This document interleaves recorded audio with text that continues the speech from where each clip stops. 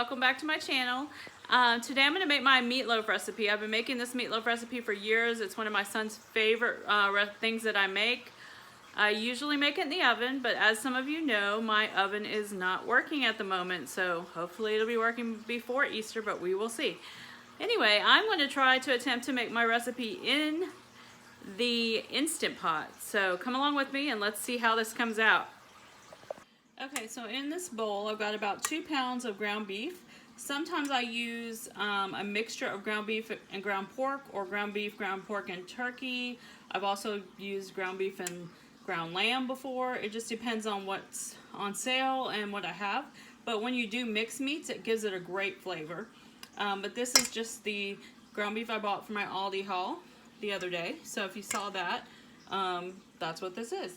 Alright, so to this ground beef, I'm going to add a cup of ground up pork rinds. There's one that's a little too big. We'll grab that one out. Smush it. Okay. We're going to put a tablespoon of my salad seasoning. And if you don't have salad seasoning, I'll show you what's in it. Or if you don't want to get it, that's what's in it.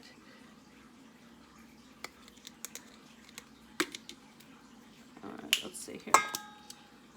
So a tablespoon of that. A tablespoon of Italian seasoning. And these are my Thrive freeze-dried seasonings, but you can use whatever kind you want. I'm going to use 2 tablespoons of diced freeze-dried or chopped freeze-dried onions. These are Thrive, but you can use whichever ones you want. This is just what I use. I'm going to do 2 cloves of fresh garlic.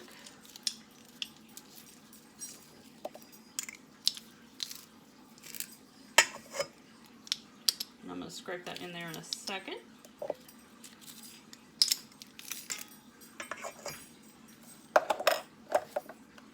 Alright. Get all that in there. Okay, I'm going to do about a teaspoon of black pepper and a teaspoon of salt. This is to taste. You can always add more, whatever your family's taste is.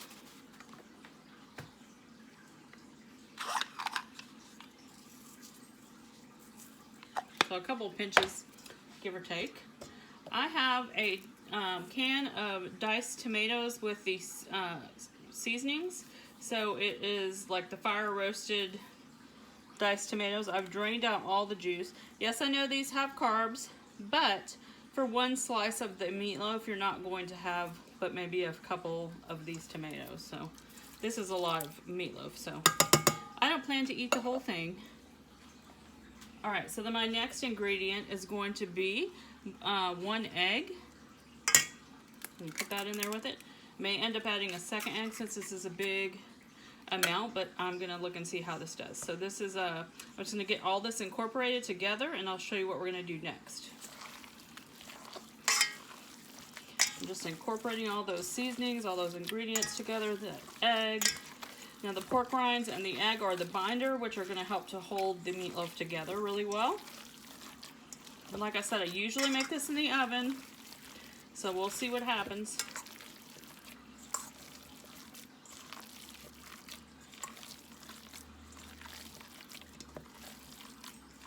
We'll see if when it gets done, if I have to, another pork rind, there we go.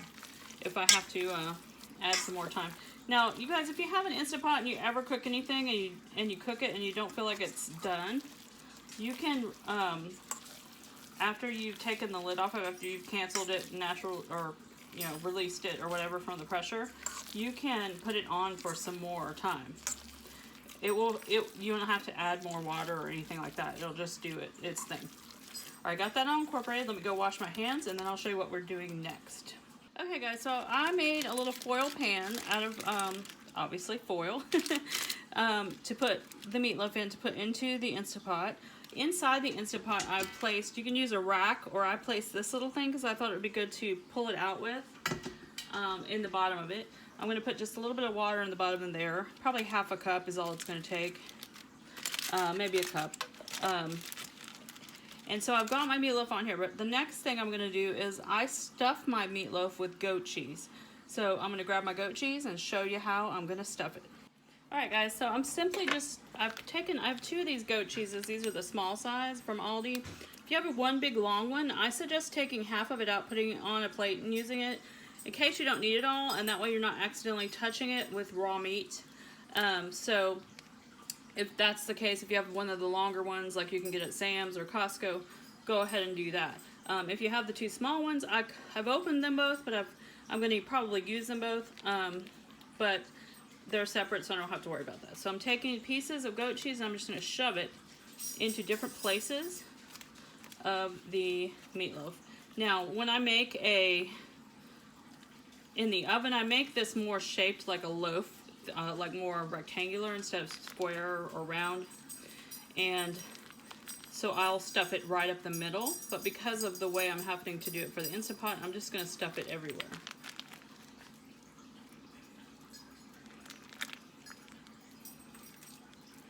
And I'll cover that up some more once my hands are not all cheesy.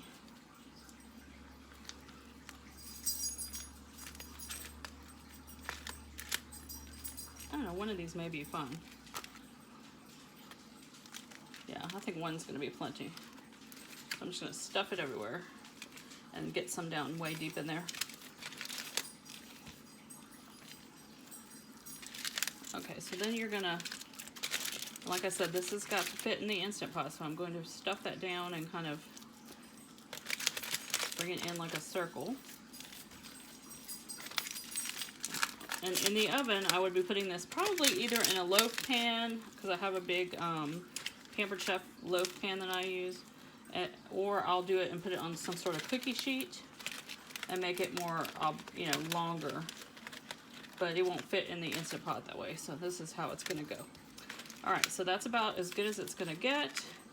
Next step is just to put a little bit of tomato sauce on top, not a whole bunch, because I don't want all those extra carbs, since we already have the diced tomatoes in here. So I'm just going to spread a tiny bit on top. Maybe a little bit on this side. And that's it. And then I'm going to put it in the Instant Pot for 40 minutes and see if that's enough time. And I will let you know what the final time is when I get done. Alright, that's what it looks like inside the Instant Pot before I get it started. I think I'm going to put a little foil tent on top as well. Alright guys, it came out really good and I cooked it 40 minutes. Hey guys, thanks for watching. I sure hope you enjoyed this recipe. Please like and subscribe down below, and if you make it, let me know in the comments. I'll talk to you guys soon.